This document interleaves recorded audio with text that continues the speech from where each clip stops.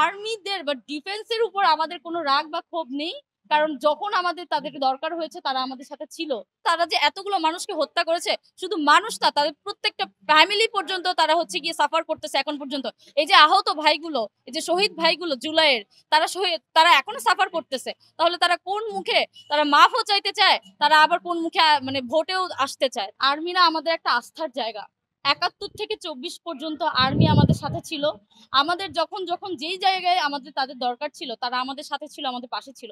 সবচেয়ে crisis moment গুলোতে যখন আমরা কারো উপর বিশ্বাস করতে পারছিলাম না, আর্মির উপর আমাদের একটা আস্থা রাখার আমরা রেখেছিলাম এবং আমরা এখনো রাখছি। আর্মির উপর আমাদের পার্সোনালি কোনো ক্ষোভ নেই। কিন্তু সেনাপ্রধান যে কথাটা বলেছেন যে আওয়ামী লীগকে পুনর্বাসন করার যে বিষয়টা তার কথার মাধ্যমে ফুটে উঠেছে বা তার কথার মাধ্যমে প্রকাশ পেয়েছে, আমরা সেই বিষয়টাকে সাপোর্ট করি না। কারণ এই জুলাইটা আমাদের একটা সেন্সিটিভ জায়গা। এই জুলাইটা মানে আমরা বুকে ধারণ করি। যখন এই জুলাইয়ের কথা আমাদের মাথায় আসে, তখন সর্বপ্রথম আমাদের ক্ষোভ বা আমাদের যে কষ্টের জায়গাটা, যে এই আওয়ামী লীগকে আর কখনো আমরা আসতে দিতে চাই না, বা এই আওয়ামী লীগ আর কখনো আসতে পারবে না, এটা আমি মনে করি। সেক্ষেত্রে আমি বলবো যে আর্মিদের বা ডিফেন্সের উপর আমাদের কোনো রাগ বা ক্ষোভ নেই। কারণ যখন আমাদের তাদেরকে দরকার হয়েছে তারা আমাদের সাথে ছিল, তারা আমাদের পাশে এখনো আছে আমি বলবো। কিন্তু সেনাপ্রধানের বক্তব্যটাকে আসলে আমরা ওরকম ভাবে সুন্দর মতো মানে একসেপ্ট করতে পারছি না, এটাই হচ্ছে কথা, বা আমরা একসেপ্ট করতে চাচ্ছি। খুন করলো, হত্যা করলো, আমার এতগুলো ভাই যে শহীদ হলো, কোন মুখে তারা হচ্ছে কি এখনো আসতে চায়, বা কোন ইয়েতে তারা এখনো এসে হচ্ছে কি তারা রাজনীতি করতে চায়, বা তারা তাদের দলটাকে আবার পুনর্বাসন করতে চায় কোন মুখে? কারণ তারা যে এতগুলো মানুষকে হত্যা করেছে, শুধু মানুষ না, তাদের প্রত্যেকটা ফ্যামিলি পর্যন্ত তারা হচ্ছে গিয়ে সাফার করতেছে এখন পর্যন্ত।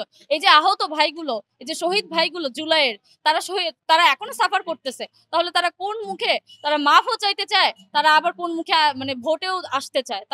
তাদের আসলে উদ্দেশ্যটা কি? তারা আবার আসবে, আবার মানুষকে এভাবে গণহত্যা করবে, সেম জিনিসটা আবার রিপিট হবে? এটা তো আমরা বাঙালি বা আমরা বাংলার মানুষ এটা মেনে নিব না। এটা আমার মনে হয় যে তারা এটা আপনাদের হয়তোবা এটা একটা ভুল ধারণা হতে পারে, বা এটা অনেক ক্ষেত্রে ছড়ানো হচ্ছে এই বিষয়টা যে রাজনৈতিক দলগুলোর সাথে লিয়াজু করতেছে বা আওয়ামী লীগকে পুনর্বাসনে তারা করার চেষ্টা করছে। কিন্তু আমার মনে হয় না এরকম কোনো কিছু হচ্ছে বর্তমানে। কারণ তারাও চায় যে, কারণ দীর্ঘ ১৭ বছর আপনি যেসব দলগুলোর কথা বলতেছেন, দীর্ঘ ১৭ বছর তারাও সাফার করে আসছে, দীর্ঘ ১৭ বছর আমরাও সাফার করে আসছি। তো আমার মনে হয় না যে তারা এটাকে পুনর্বাসন করার চেষ্টা করছে, বা হয়তোবা তারা এটা একটা ভুল তথ্য ছড়ানো হচ্ছে, বা এটা একটা ভুল লিয়াজু, মানে আপনি যে বলতেছেন যে একটা লিয়াজু তৈরি করার তারা চেষ্টা করছে, এরকম কিছু আমি মনে করছি না বর্তমানে। তবে একটা কথা শেষ বলতে চাই, যে দেশের স্বার্থে এবং দেশের এই যে এখন একটা ক্রাইসিসের মধ্যে দিয়ে আমরা যাচ্ছি, আমরা সবাই এক আছি, আমরা এখনো এক আছি এবং আমরা ভবিষ্যতেও এক থাকবো। যদি আওয়ামী লীগকে আমাদের নিষিদ্ধ করতে হয় এবং আওয়ামী লীগের বিরুদ্ধে দাঁড়াতে হলে আমরা সবসময় এক দাঁড়াবো, এবং আমরা ছাত্র জনতা এবং সারা বাংলার মানুষ এক হয়েই আছি।